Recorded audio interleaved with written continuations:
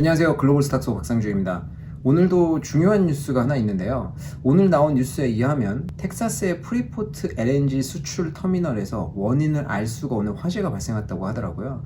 그래서 향후 최소 3주간 가동이 불가능하다고 합니다. 제가 과거 영상에서 소개해드린 바와 같이 미국에는 총 7개의 LNG 수출 터미널이 있는데 LNG로 수출을 하기 위해서는 반드시 특수시설을 통해서 액화하는 과정이 필요하거든요.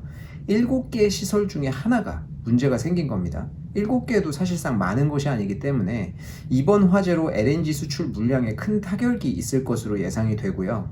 이 소식에 유럽 내 천연가스 가격은 한때 20% 가까이 급등하기도 했고요. 미국 내에서는 오히려 공급이 증가할 것으로 예상되면서 가격이 하락하는 차별화된 모습을 보여주고 있는데요.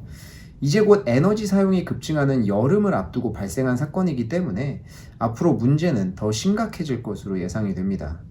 러시아의 우크라이나 침공으로 인해서 천연가스 공급이 전 세계적으로 굉장히 타이트한 상황에 간신히 살얼음판을 걷고 있는 상황이었는데, 그런데 이번 화재가 발생을 하면서 그 천연가스 공급이 앞으로 더 타이트해질 것으로 예상이 되고요.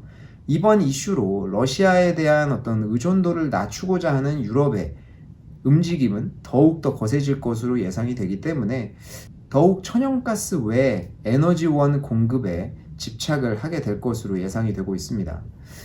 이에 태양광을 포함한 신재생 에너지원에 대한 관심도 꾸준히 증가할 것으로 예상되기 때문에 저희도 관심을 둬야 할 것 같고요. 결론적으로 미국 외 지역의 천연가스 가격은 더 급등하게 될 것이고, 미국 내 천연가스 가격은 단기적으로는 공급이 늘어나면서 미국 내에서만 천연가스 사업을 영위하는 기업들의 주가에 단기적으로는 악영향을 미칠 수는 있지만, 장기적으로 봤을 때 우크라이나와 러시아의 전쟁이 종식되지 않는 한 천연가스의 가격이 급락하기는 힘들 것으로 예상되고요.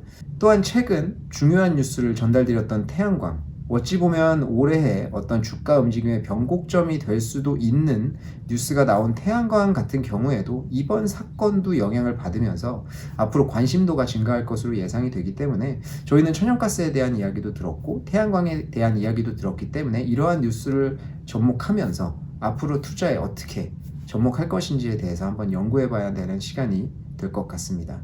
그래서 천연가스 같은 경우에는 앞으로도 급락보다는 지금의 높은 천연가스 가격이 유지되지 않을까 생각이 들고요. 이에 투자에 좀 참고를 하셨으면 좋을 것 같습니다. 감사합니다.